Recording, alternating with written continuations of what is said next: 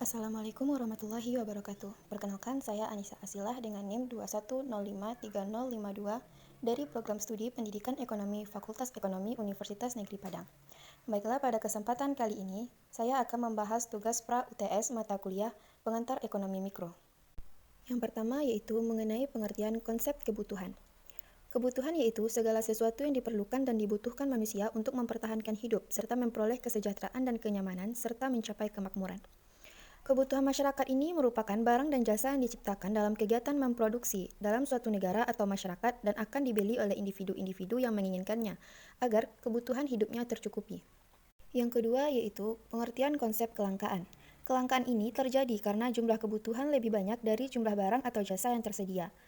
Dalam artian lain, kelangkaan ini dapat didefinisikan, yaitu keadaan di mana barang dan jasa yang dapat dihasilkan oleh faktor produksi yang tersedia adalah jauh lebih rendah daripada yang dibutuhkan oleh masyarakat. Poin yang ketiga yaitu mengenai pengertian konsep permintaan dan penawaran. Permintaan yaitu jumlah suatu barang yang diminta semua pembeli dalam pasar pada berbagai tingkat harga. Nah, permintaan ini ada faktor-faktor penentunya. Yang pertama, harga barang itu sendiri. Yang kedua, harga barang lain yang berkaitan erat dengan barang tersebut. Yang ketiga, pendapatan rumah tangga dan pendapatan rata-rata masyarakat. Yang keempat, corak distribusi pendapatan dalam masyarakat. Yang kelima, cita rasa masyarakat. Yang keenam, jumlah penduduk. Yang ketujuh, ramalan mengenai keadaan di masa yang akan datang.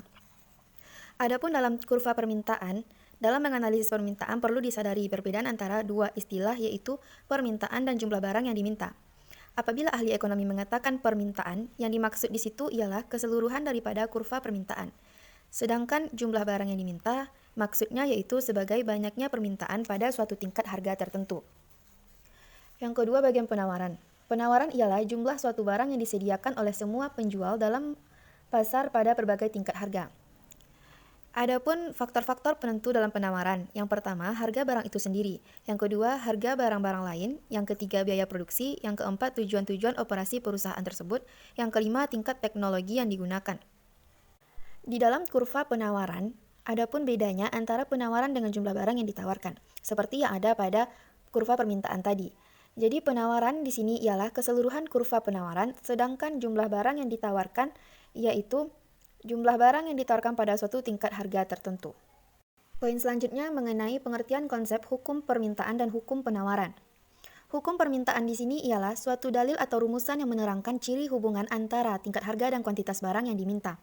Hukum permintaan pada hakikatnya merupakan suatu hipotesis yang menyatakan makin rendah harga suatu barang maka makin banyak permintaan terhadap barang tersebut. Sebaliknya, makin tinggi harga suatu barang maka semakin sedikit permintaan terhadap barang tersebut. Nah, pasti timbul di pikiran kita semuanya mengapa jumlah permintaan dan tingkat harga memiliki sifat hubungan seperti yang baru saja dinyatakan di atas kan? Nah, ini alasannya. Yang pertama, sifat hubungan seperti itu disebabkan karena kenaikan harga menyebabkan para pembeli mencari barang lain yang dapat digunakan sebagai pengganti terhadap barang yang mengalami kenaikan harga tadi. Sebaliknya, apabila harga turun, maka orang akan mengurangi pembelian terhadap barang lain yang sama jenisnya dan menambah pembelian terhadap barang yang mengalami penurunan harga tersebut. Yang kedua, kenaikan harga menyebabkan pendapatan real para pembeli berkurang. Pendapatan yang merosot tersebut memaksa para pembeli untuk mengurangi pembeliannya terhadap berbagai jenis barang, dan terutama barang yang mengalami kenaikan harga tersebut. Selanjutnya, hukum penawaran. Hukum penawaran adalah suatu pernyataan yang menjelaskan tentang sifat hubungan antara harga sesuatu barang dan jumlah barang tersebut yang ditawarkan oleh si penjual. Dalam hukum ini dinyatakan bagaimana keinginan para penjual untuk menawarkan barangnya apabila harganya tinggi dan bagaimana pula keinginan untuk menawarkan barangnya tersebut apabila harganya rendah. Hukum penawaran pada dasarnya mengatakan bahwa makin tinggi harga suatu barang, semakin banyak jumlah barang tersebut yang akan ditawarkan oleh si para penjual tersebut. Sebaliknya, makin rendah harga sesuatu barang, semakin sedikit pula jumlah barang tersebut yang ditawarkan. Poin yang kelima yaitu mengenai pengertian konsep mekanisme harga. Mekanisme harga ini pada prinsipnya diartikan bahwa harga-harga bergerak bebas sesuai hukum permintaan dan hukum penawaran. Dalam artian lain, mekanisme harga ini yaitu proses yang berjalan atas dasar gaya tarik-menarik antara konsumen dan produsen, baik dari pasar output atau barang maupun input atau pasar faktor-faktor produksi. Selanjutnya yaitu menggambar grafik permintaan dari fungsi permintaan yang sudah diperoleh yaitu Q sama dengan 12 dikurang 4P, yang mana P tersebut diukur dengan rupiah dimulai dari harga 10.000. Jadi untuk mencarinya kita substitusikan P tersebut dengan menggantinya pada harga 10.000. Jadi pada rumus atau soal yang saya bikin, saya hanya membuat satuan 1. Dapat diperoleh yaitu pada harga 10.000 jumlah barang yang diminta adalah sebanyak 8, dan pada harga 20.000 jumlah barang yang diminta sebanyak 4 unit, pada harga 30.000 jumlah barang yang diminta 0. Nah, bisa dilihat dan bisa juga dipahami pada kurva yang sudah tertera, yaitunya kurva fungsi permintaan Q sama dengan 12 dikurang 4P, yaitunya kurva demand.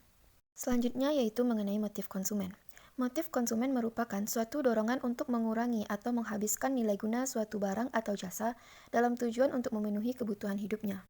Motif konsumen ini terbagi ke dalam 5 poin. Yang pertama, memenuhi kebutuhan hidup.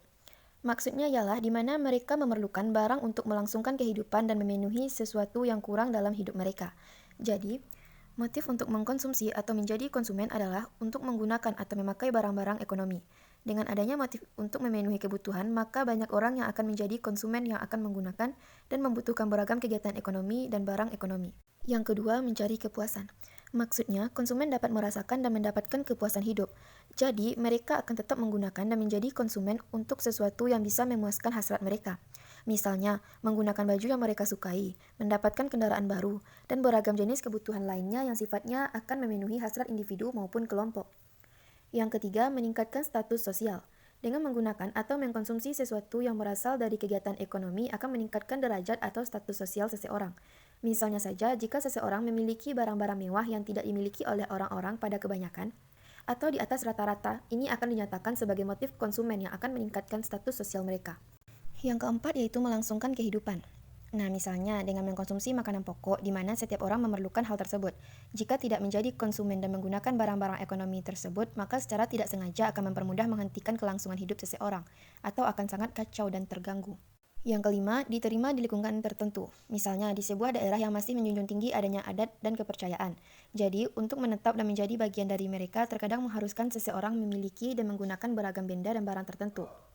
Ini juga berlaku untuk bentuk bangunan, letak, dan bagaimana cara membangunnya. Jadi, ini akan melahirkan sebuah motif di mana seseorang diharuskan atau akan selalu menggunakan dan mengkonsumsi beberapa hal tertentu.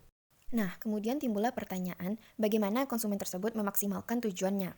Nah, cara konsumen memaksimalkan tujuannya yaitu dengan cara mengalokasikan dananya yang terbatas untuk berbagai jenis barang dan jasa, sehingga realokasi dana tersebut akan meningkatkan total utility yang akan diperolehnya, atau tingkat kepuasan yang akan diperolehnya.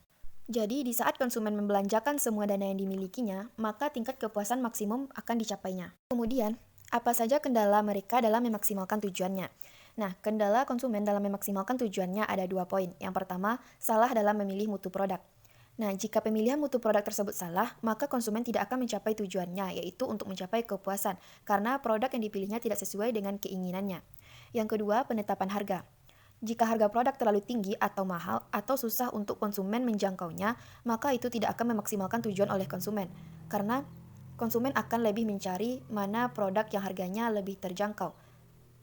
Nah, sekianlah pembahasan mengenai pra-UTS mata kuliah pengantar ekonomi mikro pada saat ini. Assalamualaikum warahmatullahi wabarakatuh.